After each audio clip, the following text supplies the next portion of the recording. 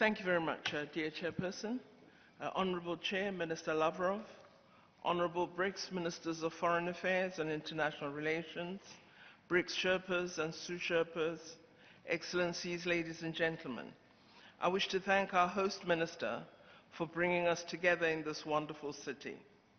Chairperson, allow me to begin by expressing our government and our delegation's deepest condolences to our colleague of the Islamic Republic of Iran, to the government and the people of the Islamic Republic of Iran, following the tragic passing of our colleague, Foreign Minister Amir Abdullahian and President Raisi. May their souls rest in eternal peace, and we ask that Allah grants them Jannatul Firdaus.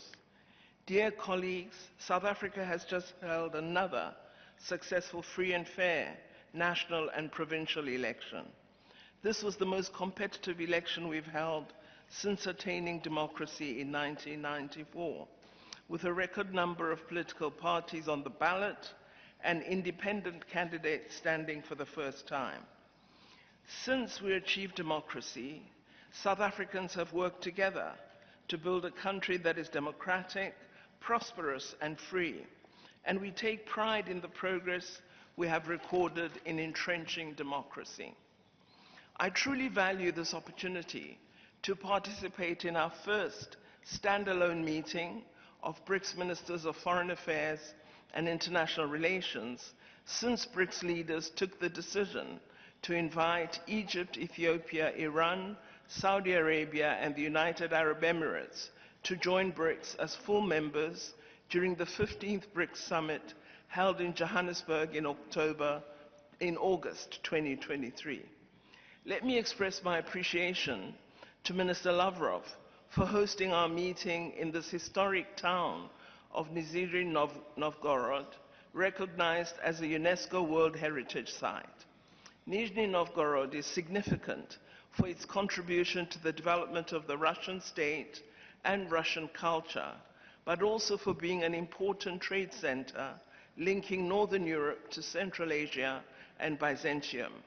Our meeting is historic, Chairperson, for several reasons. We mark the expansion of BRICS to include further members of the Global South, and so increase our voice and influence as we continue to strive to shape a more fair, just, and representative multipolar world order. We also face, as the globe, very complex political challenges that require ingenuity, innovation, and increased global cooperation. And I believe as BRICS, we can be a force for good and progressive change. South Africa stands ready to work with our new members as they join all BRICS cooperation tracks and structures. We believe BRICS has increasingly become an important global forum. It's vital that we maintain the momentum across all pillars of cooperation in the BRICS spirit of solidarity, openness, mutual respect, and understanding in full consultation and consensus.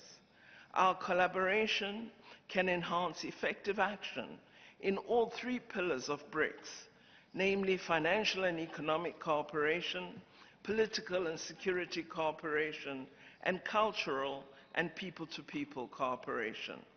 Together, we can realize the full potential of our BRICS economic partnership for mutually beneficial and inclusive economic growth and sustainable development. We therefore welcome the establishment of a task force to prepare a BRICS report on improving the international monetary and financial system, and central bank discussions on the feasibility of establishing a BRICS international settlement and depository platform. My country supports efforts to improve the stability of the international monetary and financial system, particularly through enhancing the interconnectivity of supply chains and payment systems to promote trade and investment among BRICS members and the broader Global South.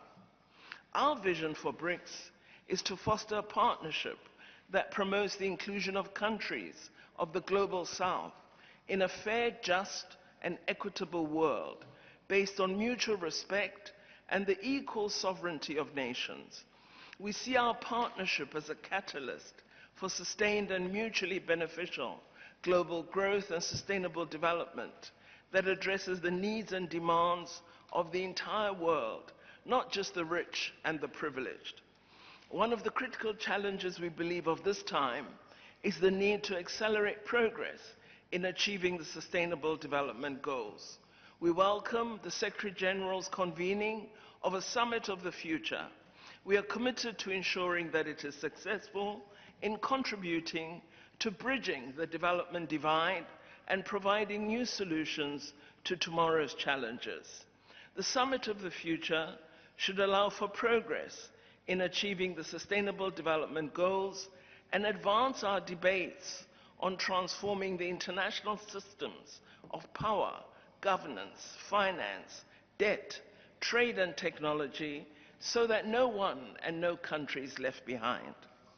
As BRICS, we share a commitment to upholding and strengthening international law and advancing the central role of the United Nations in promoting inclusive multilateralism to foster increased cooperation between sovereign states in pursuit of international peace and security, sustainable development, democracy, human rights, and fundamental freedoms for all. It is our shared belief that international law must be uniformly applied and the purposes and principles of the UN Charter should be upheld by all. One of the ambitions we must uphold as BRICS is an end to colonial domination and oppression wherever it occurs. South Africa will continue to act within the institutions of global governance to protect the rights, including the fundamental right to life, of the people of Palestine. The continued bombardment of Gaza has resulted in a disastrous humanitarian crisis, loss of lives, and destruction of essential infrastructure, including medical facilities, schools, and universities, and has left the occupied territories largely uninhabitable. The invasion of Rafah perpetuates an already dire humanitarian situation, and the safe and unimpeded delivery of humanitarian aid is vital for the survival of the Palestinian population. All of us must consider playing a role in securing peace and security for both Palestine and Israel. South Africa welcomes the order by the International Court of Justice of 24th May this year that Israel should halt its military action in Rafah. The provisional measures ordered by the court thus far signal a decisive victory for international rule of law and a significant milestone in the search for justice for the Palestinian people.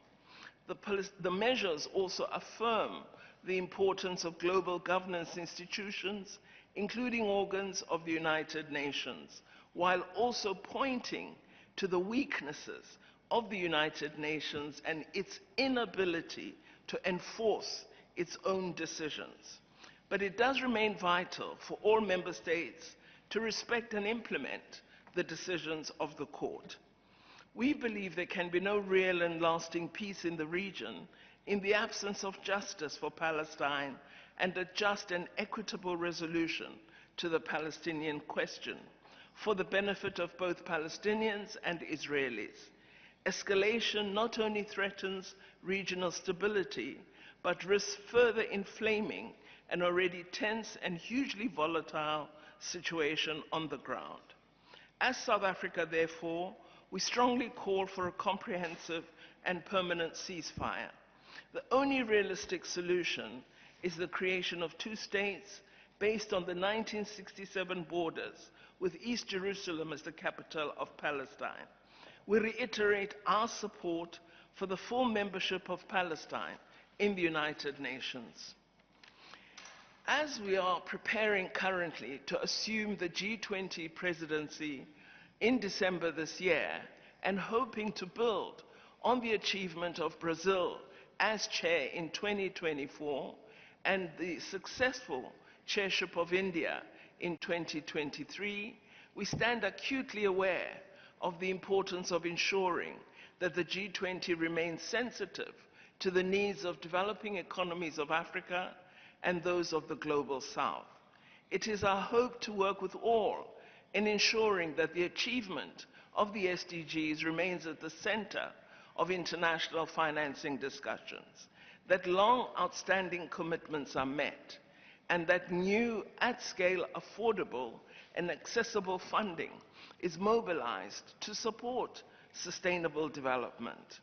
South Africa will also work to efficiently respond to the current global economic, climate, and energy crises, the debt crisis facing Africa, as well as other developing countries, and will also seek to curb illicit financial flows in an effort to afford developing countries a fair opportunity at sustainable development. The inclusion of the African Union as a member of the G20 during India's chairship has provided a unique opportunity for South Africa and all G20 members to jointly champion Agenda 2063. In conclusion, dear Chairperson, Minister Lavrov, I wish to assure you of South Africa's full support of the Russian Federation in their hosting of a successful 16th BRICS Summit in Kazan, Russia in October this year. I sincerely thank you for arranging this Foreign Ministers meeting and for inviting us to be a part of it. Thank you, Chairperson.